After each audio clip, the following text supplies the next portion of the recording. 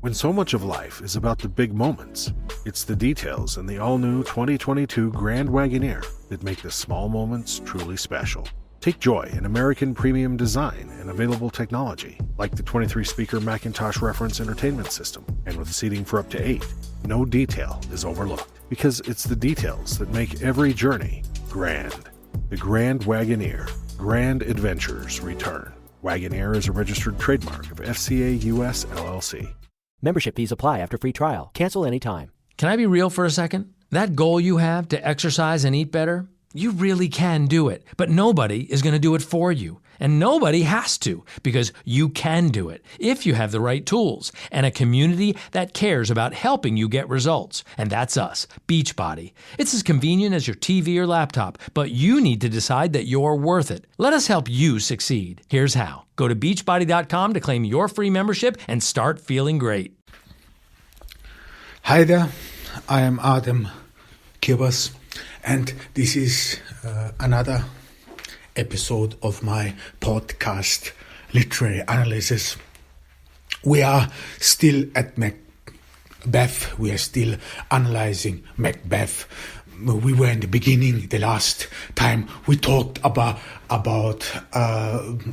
King Duncan, why he is a bad leader in Machiavellian terms. This is indeed very important to take into consideration. So we talked about why King Duncan may be some sort of the cause and the reason of all this usurpations, because we know before Macbeth there was another usurpation of the former Thane of Cawdor, so Macbeth just assumes his title in that sense. So there is some sort of a common circumstance or situation of betrayal. So King Duncan, we said, is not is not with his man. He does not know what is going on, but rather some sort of listens to what he's been. Listens to messengers, listens to people who advise him, and so on and so forth. So in that sense, this again some sort of hits into the theme of the play. This is blindness in that sense. King Duncan was blind about the former Thane of Cawdor, to whom he had absolute trust. He says it, he admits it, he didn't saw that one coming, and again he does not see some sort of betrayal of Macbeth coming. He praises him, he makes a huge danger, as we said, from an Machiavellian view. He praises Macbeth too much. He admits, without your help, I would be nothing. Indeed, I mean, this is dangerous in that sense, because Macbeth is not only now the Thane of Glamis, but as well as the Thane of Cawdor, and he has a lot of aspiration. He controls the army and everyone, and we said, those who know a little bit about Roman history of the Imperium Romanum know that this is very dangerous, especially after the Marian reform. Every general who some sort of has control of the army can make himself to be hailed as emperor. This was some very dangerous times in the Roman Empire, which then led to some developments which then the Middle Ages inherited. However, this is whole Roman history. Now at Macbeth we have a lot of themes, and themes of, or the theme of blindness is very vivid in King Lear, but as well as you have here with blindness, you have blindness as well as with disguise. I mean, I have written some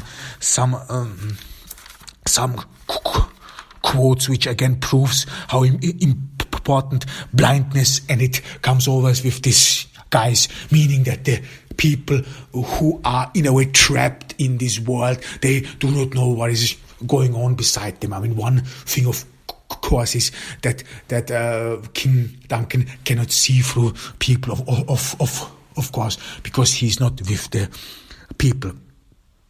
But the blindness, for example, or that you wanna disguise your true purpose, this is when Lady Mac, or this quote what I'm going to read is when Lady Macbeth got the message from her husband that he met some witches.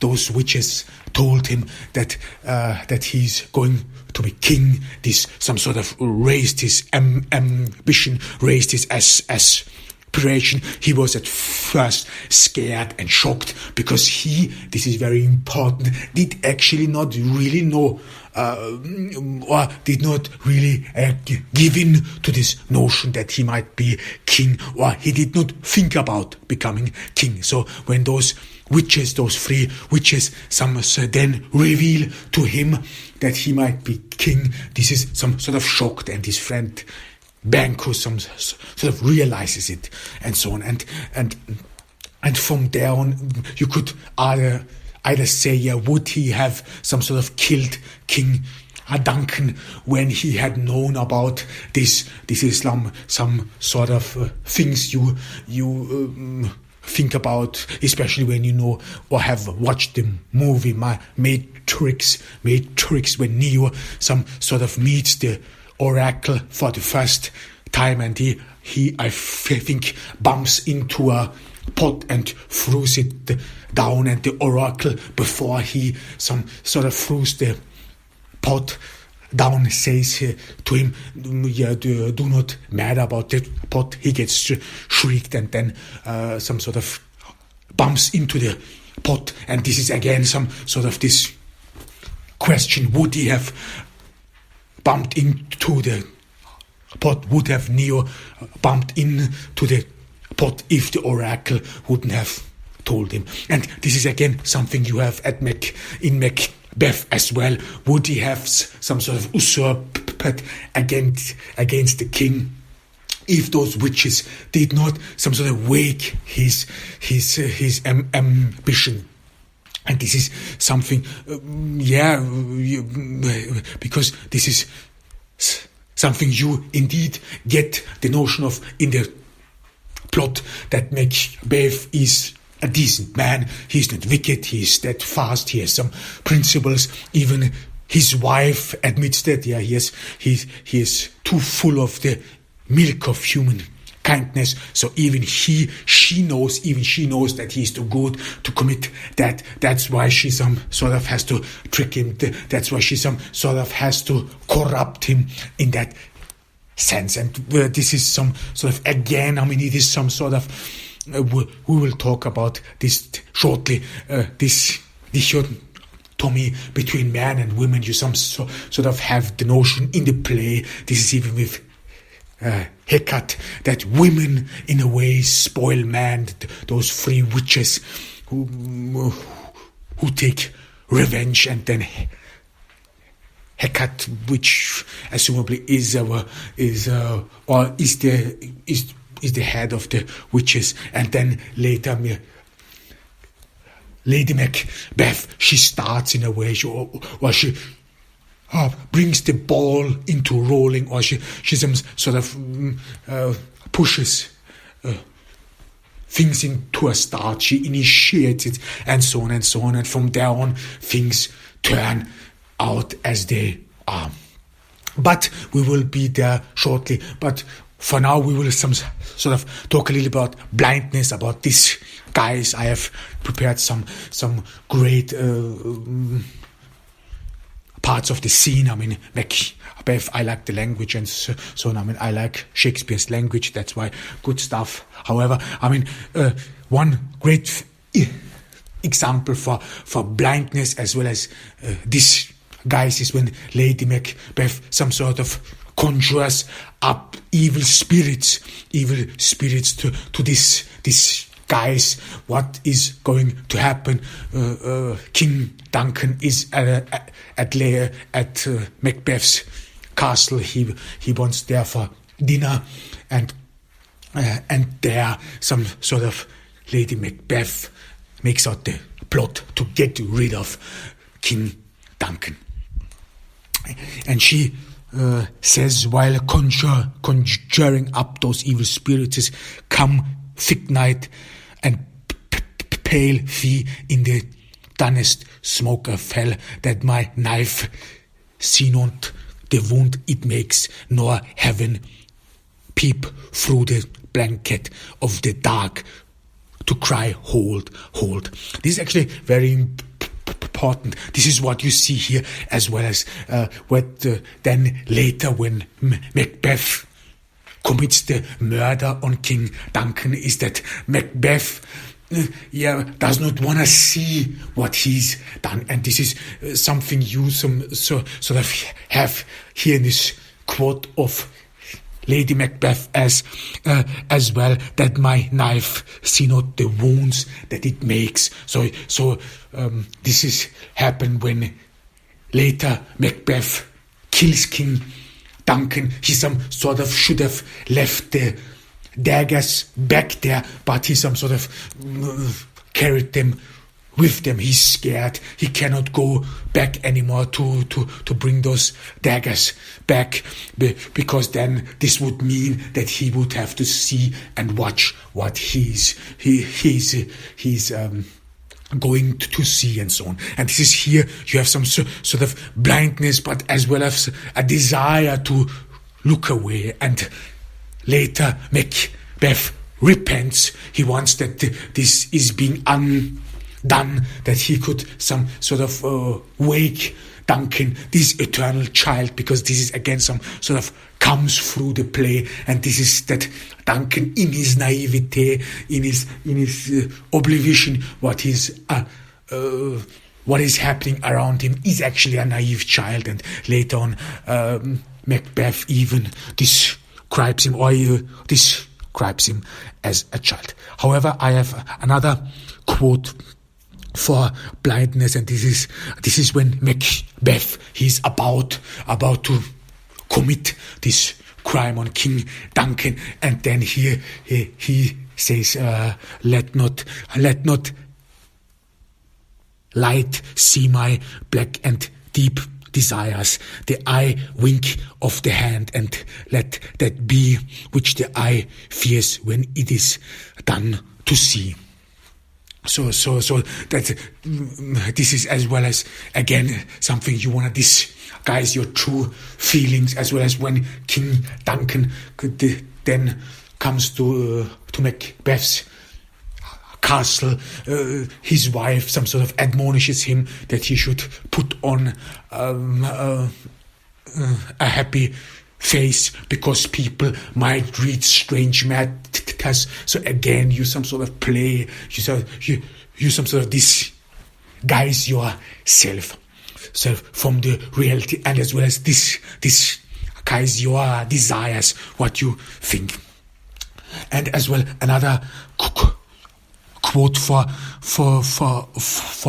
blindness. This is rather King Duncan's blindness. King Duncan does not really see, for example, through the shape. This is very important, because he is not with his man on the battlefield. He does not know what they think, as well as he is not with his man. That's why he is some sort of naive, and he does not see in the heart of people, in the heart of the people. He assumes only the good. And when he and Banquo arrive at Macbeth's castle, he some sort of again sees only the outside, only the shape or the superficial appearance, but not what is really going on in the castle, because in the castle he's plotted against, or people have actually already some sort of made up the plot to get rid of him. And here he says, when he sees Macbeth's castle, King Duncan says to Banquo, this castle have a pleasant seat, the air nimbly and sweetly recommends itself unto our gentle senses. And this is some sort of, why is this important? important. This is important because in the beginning of the play, in the beginning of Macbeth, with those three witches, some sort of the theme of the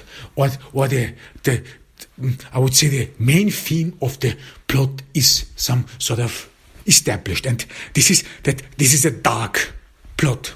And if we some sort of and it is about war, it is about blood, it is about conspiracy, and we would assume it has to be dark and so on.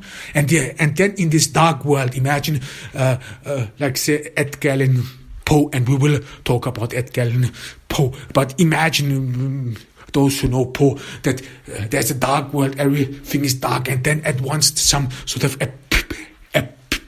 appear a very vivid description about life, about everything, about a good air, despite the fact that we actually know before this, despite the fact that the previous scene there is Lady Macbeth who have conjured up the demons and evil spirits to some sort of turn her milk to gold and so on and so forth. Despite what is going up inside the castle, this is dark. This is some evil.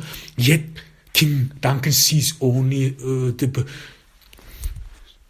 beautiful sky, beautiful birds, and so on and so forth. This is the huge contrast, and this is why this is important. This is not just by some people having random conversations. So it is the contrast that King Duncan still describes some sort of a good nature, and even Banquo as well. Banquo, who is a close friend of Macbeth, they again some sort of describe the beauty of it all, and somehow they do not know through people. And later on, they will again some sort of reminiscence about Macbeth. He was considered a decent man. He was considered. So this really hits into the spot. I mean, there are a lot of plenty examples for this guys. This is when, for example, this is another. Sorry about that. Outside, our Shiite neighbors there, they have all dogs and they are barking. They can't stop barking. Well, however it is, I mean, I don't know why some people, despite the fact that we are in the crisis, still have to hold dogs. However it is, but to these guys, we were at these guys. There is another example for these guys again. So this is what Macbeth says. To be face must hide what the false heart doth know. So again, you some sort of have this. You always one of these guys. This is on purpose. So it is not only that King Duncan is just oblivious or that he does not know. He is being tricked into oblivion. However, so it is indeed very important. Another main theme of the play is, of course, ambition. This is probably the biggest theme of the one of the great theme of the play. And there are two forms of desire or ambition, and this is then perfectly some sort of explained in the play as well. This is through drunkenness. So if there is talk about drunkenness, it is not per se just about people getting drunk. Not at all. It is more about that. And here is drunkenness some sort of used as a synonym for ambition, for desire. This again hits into the spot of blindness. This is what later is explained by the porter, that the drunkenness some sort of lulls you into false security. It is this towards your perception of the world. Some it is, despite the fact, or if you read this passage or listen to it, in Macbeth. It some sort of appears to be as if they would be talking about sex, as if they would be talking about religion, no, about debauchery, about sex. No, but it is rather, I would assume, it is really about ambition. What does ambition do to you? And ambition, in that sense, it is rather seen through drunkenness. Drunkenness is being used synonymous with ambition. You have a lot of, in the beginning, you have Macbeth. He, like we said before, he's surprised because he actually did not himself know what his heart desired. So this meant when those three witches reveal to him that he some sort of could be king, and then his desire is been raised, or his desire has been awakened. This is very important, and this which leads us to a dilemma: would he have gone so far, and so on, so. But however, there it is some sort of to Macbeth himself was not. It was not very clear what he wants, what he desired, and so on. However, but this desire then becomes drunkenness, especially when he becomes the Thane of Gordor. So, because the three witches have had revealed to him that he will become the Thane of Gordor after he is already the Thane of Glamis, and then he is some sort of will become king. And then later, when he's proclaimed the Thane of Gordor, he some sort of sees this rising desire, but then he has a setback, and this is Malcolm. This is some sort of again which further increases his desire, and this is again very important. This is a cue of the plot structure. So this means the protagonist Macbeth does not or is not able to some become king in a normal way or in a ordinary way. No, he has to some sort of barge his way through it because Malcolm is in his way. This is pretty much then leads to the fact that he has to get rid of King Duncan. However, but here you see with this setback, there already starts a drunkenness, a desire. You want more, you want thing.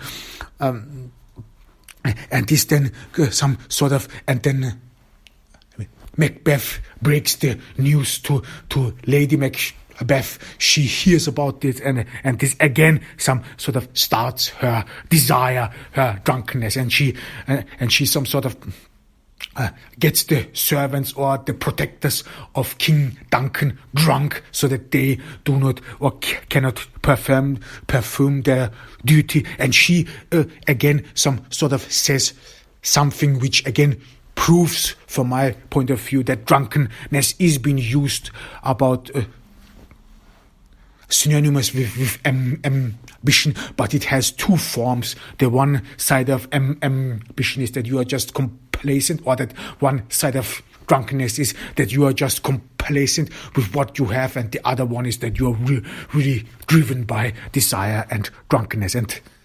And Lady Macbeth saying after she has metaphorically drunk out of the chalice of desire and ambition, she states that which made me drunk have made me bold.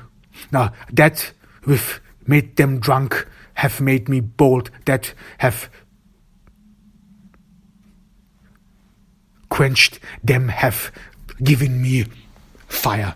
This is again, so you have some sort of a double-edged sword. So drunkenness here with the servants, she then later say, because the servants, or instead of protecting King Duncan, they all fell asleep. They become too complacent complacent.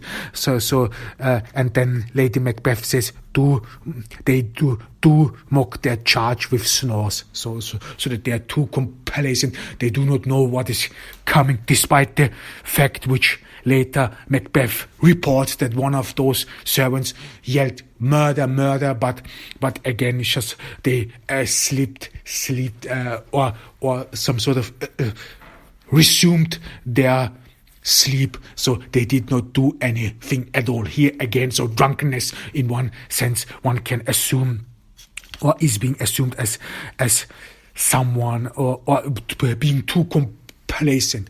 So really some sort of is a sedative for some, but for others, like Lady Macbeth, the drunkenness is indeed some sort of synonymous with ambition. She and Macbeth have drunken or took a huge gulp of the chalice of ambition. And this is indeed very important. Desire is then later in the fourth act, when Malcolm some sort of makes his confession. It is of course, again we will talk about this as well. Again, it is some sort of appears as a confession. In the fourth act, Malcolm, the son of the king and the heir, some sort of confesses to Macduff what king he might be, because they are talking about the time after the reign of Macbeth.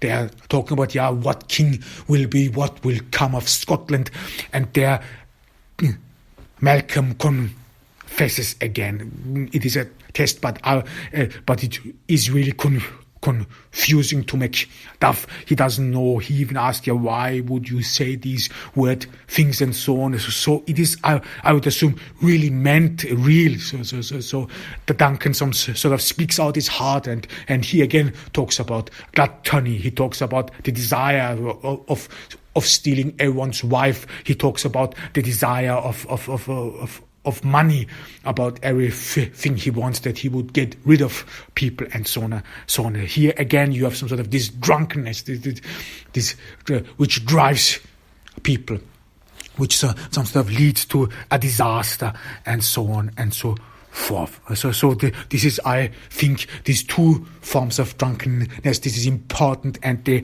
even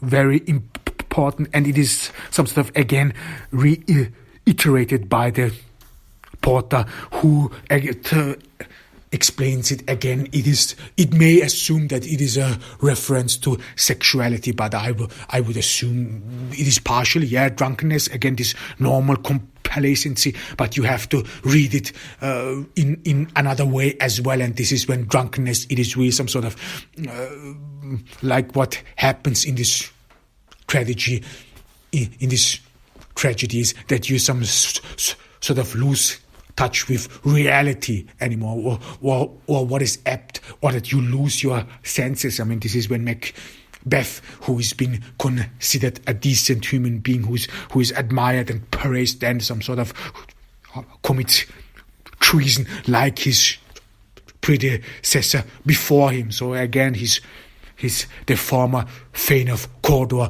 probably drank out of the chalice of ambition as well, and then got drunk. So you have to some sort of read drunkenness in two forms. Another very important thing, what we talked about and started talking about, this was some sort of another great theme we some sort of started, was that every action has a reaction. I mean, this is one of the central themes of the play. It starts with it starts with this story, this little narration of the witches, with this ship and so on, and it again goes through the entire theme as well. This is something when you have too much, for example, when Macbeth, he's about to get rid of King Duncan, and he some sort of ponders. This is again some sort of a great structure of Shakespeare. We will talk about the structure as well. We will as well as talk about later about the switching of scenes. Again, this is not very easy because Macbeth was made for the theater, but I have prepared, or I will prepare one extra episode for the switch of scenes. We will analyze The Dark Knight, or we will analyze Batman, not The Dark Knight, but Batman Begins, the switching of scenes, which is important, especially if you are a writer or if you write screenplays. This is a big issue, how to switch scenes, which scene should follow another. This is always a big issue. Whatever it is, but here we will some sort of talk a little bit further about this. Every action has a reaction. Everything that goes around comes around, and so on and so forth. And these are very important. And then when Macbeth, he's not very, or he's some sort of hesitant. He reluctantly, in the end, commits the murder, and he repents and so on. And there you have again some sort of that Macbeth tries to avoid the consequences, because Macbeth knows that if he goes, that if he kills the king, that this will have consequences, and he some sort of ponders over these consequences. Yeah, what if we could some sort of prevent that this becomes a president? Then this is what he's talking about, because not only will this lead to some sort of a common habit, because if he gets rid of the king, then he could fall victim to it as well. This is what we saw in the Roman Empire. So their emperors would die on a very frequent basis. So it became pretty much obvious that when the Praetorian Guard did not like an emperor, they would just get rid of him, and so on and so forth. And Macbeth knows it, and this is again what proves that he indeed understands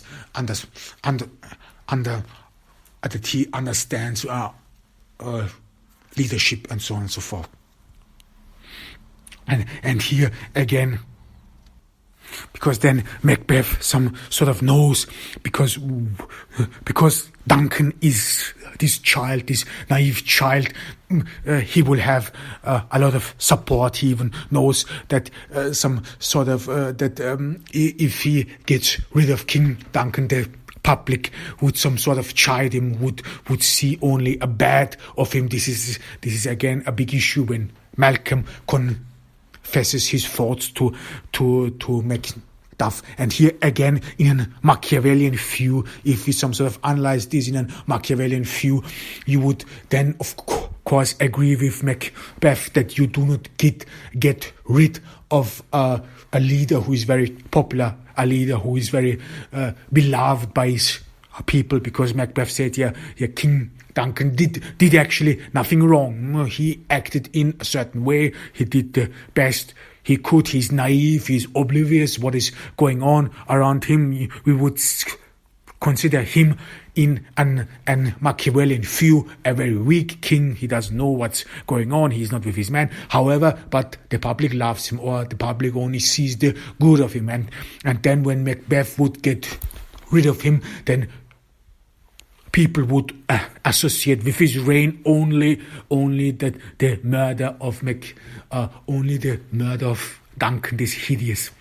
And there are a lot more references about a child that he some sort of kills this innocent child in that sense. And this child narration, or this child theme, is again a big theme in the play as well. However, this every action has a reaction. This plays as well as to the virtues of the characters, virtues like coward.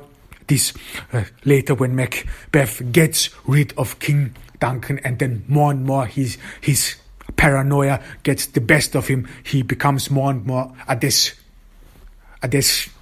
and Macduff, his great adversary, escapes.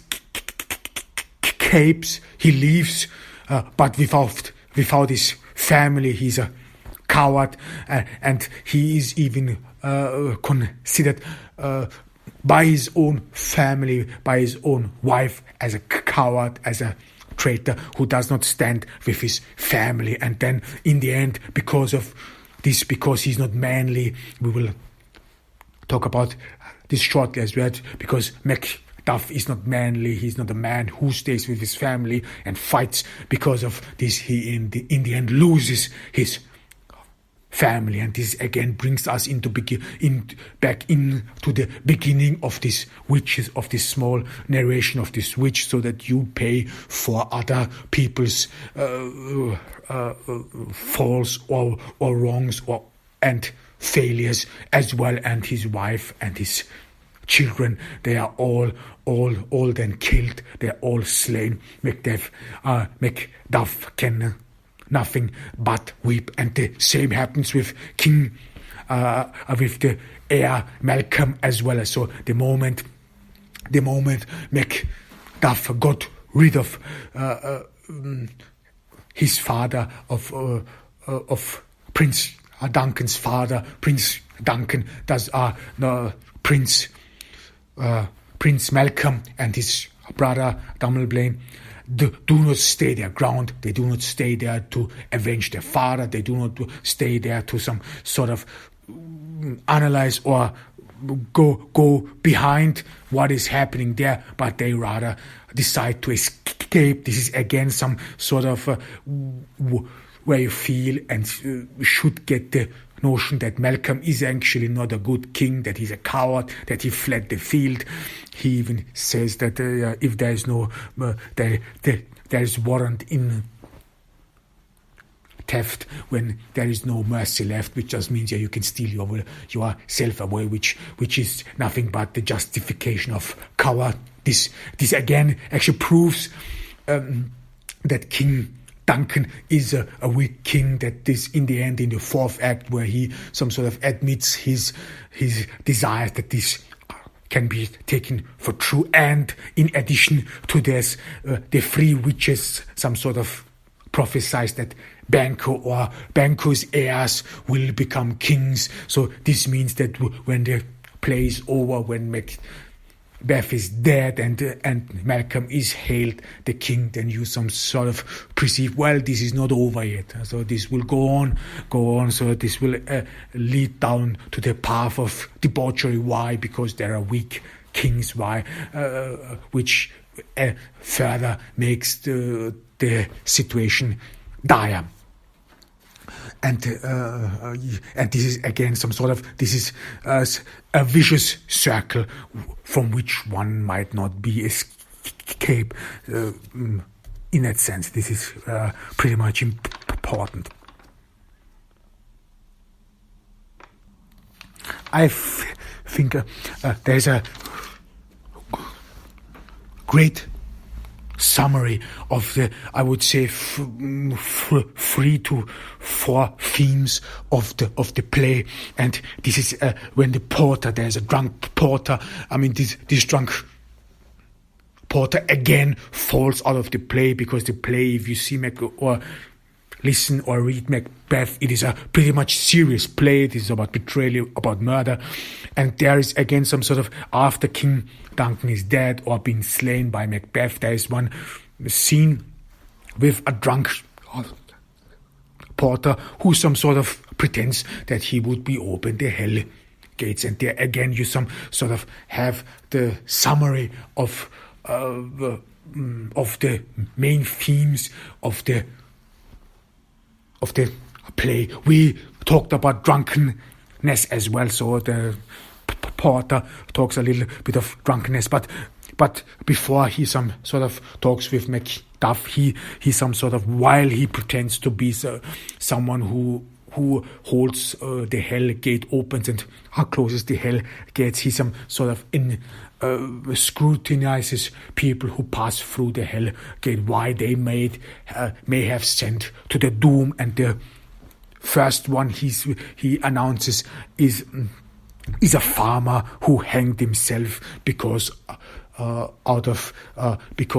in expectancy of plenty. So this is again the first thing. We have greed.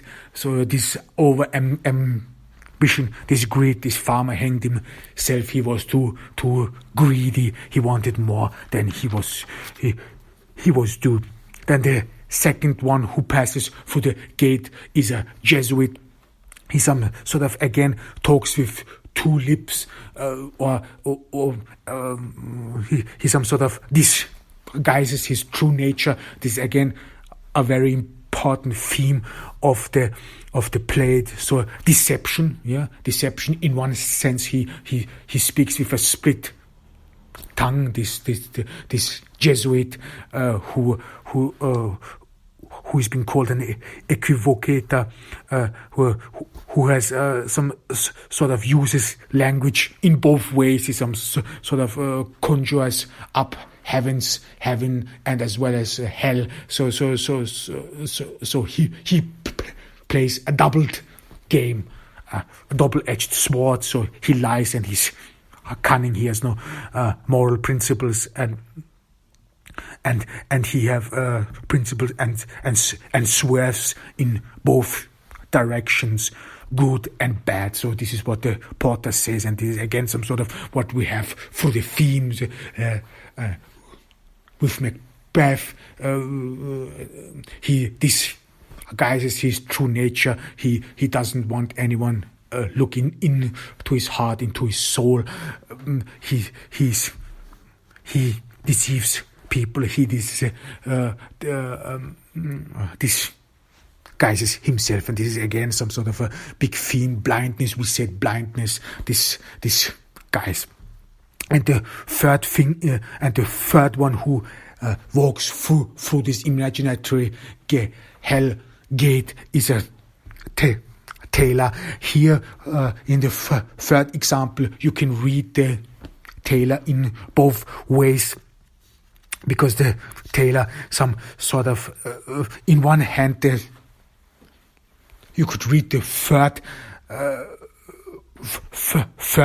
person who walks through the hell gate, this tailor, as someone who some sort of stole from people who already had plenty. He some sort of has forged French hose, so which means he just took away people's or the little what people have. This is one way you can interpret it, or you could see it in another way that this theme, which would hit the theme, and this is that this tailor helped people to disguise themselves, put on a different garment, put on a different hose, and so on and so forth, and then some sort of he gained something out of it. And then here the Porter says, "Yeah, come in. It is hot here. Here you can roast your geese." So all his